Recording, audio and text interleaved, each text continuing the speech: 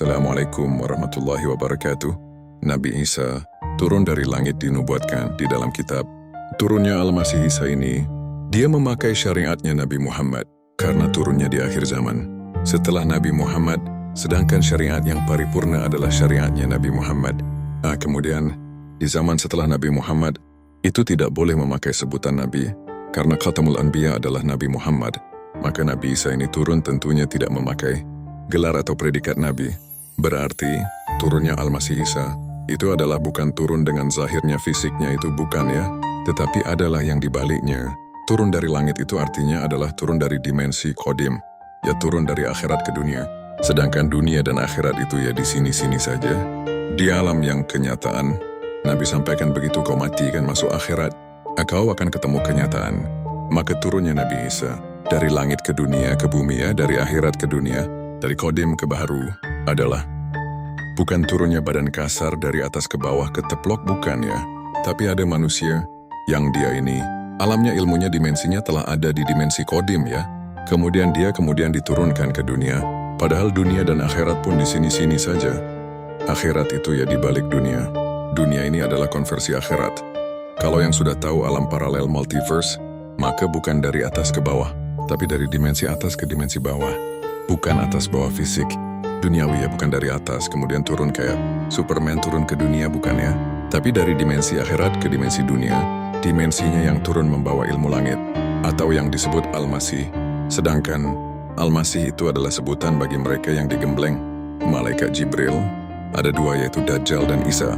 Turunnya Isa, Nabi Isa ini di akhir zaman, memakai syariat Nabi Muhammad, kemudian tidak memakai gelar Nabi, kemudian membawa metodologi kodim ke dunia, yang pada saat itu dunia telah terpengaruh terpapar sihir fitnah Dajjal. Yang Dajjal adalah pemain gelombang. Semua manusia berarti, kisah Al-Masih ini menyampaikan metodologi kodim kepada seluruh umat manusia, dan bukan kepada satu kelompok kaum dan sebagainya. Dan ternyata benar ya, kapasitas Nabi Isa beliau juga seorang Rasul. Tapi karena di akhir zaman, yang kejadiannya di alam baharunya itu, setelah kerasulan Rasul Muhammad, dan setelah zaman Nabi Muhammad maka ilmu Rasul, Isa ilmunya Rasulullah Isa ini tidak disebut Rasul dan juga tidak disebut Nabi.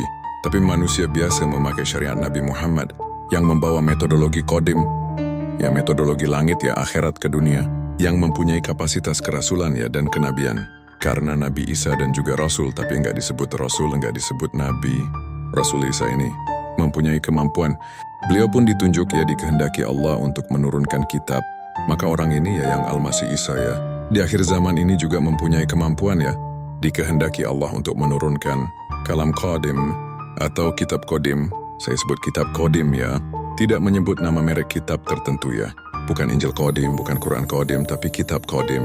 Sedangkan pada akhir zaman ketika Islam pun rusak ya, yang Nabi sampaikan, Islam datang dalam keadaan asing dan Islam akan kembali asing, berarti itu kan rusak.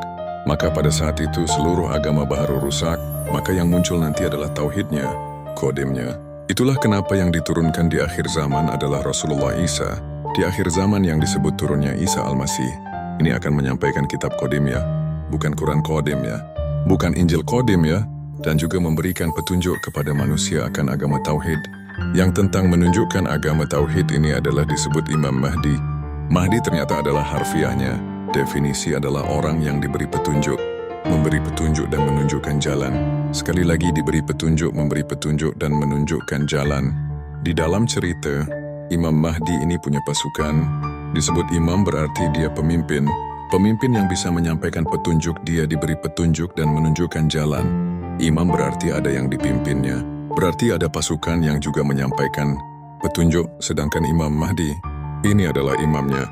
Yang ini bukan merek ya, bukan nama Imam Mahdi. Itu adalah simbol kias merek, tapi personalnya tentu tidak memakai nama. Imam Mahdi misalkan ya kenalkan saya, Imam Mahdi bukan gitu. Demikian kenalkan saya Isa Al-Masih bukan itu. Dajjal pun bukan merek ya. Itu yang diterangkan sebagai Al-Masih Isa. Imam Mahdi dan Dajjal itu adalah simbol merek ya. Dengan gambaran demikian. Tapi yang turun di dunia enggak mungkin memakai gelar itu atau merek itu.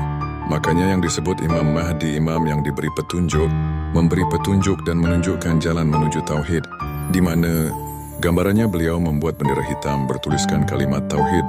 Ya pada saat itu, berarti zaman gelap gulita dan Imam Mahdi. Ini adalah imam yang ada pasukannya. Yang ini adalah tentang memberi petunjuk, menunjukkan jalan kepada semua manusia, kepada tauhid. Karena mereka inilah orang-orang yang diberi petunjuk, ada imamnya, ada pemimpinnya. Nah, itu bukan merek ya.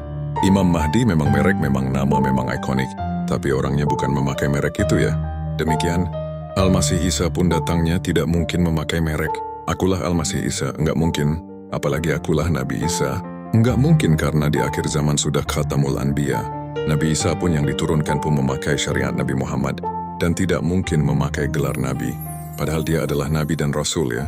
Nah, Rasul Isa ini punya kapasitas menurunkan kitab, tapi bukan kitab yang bernama ya.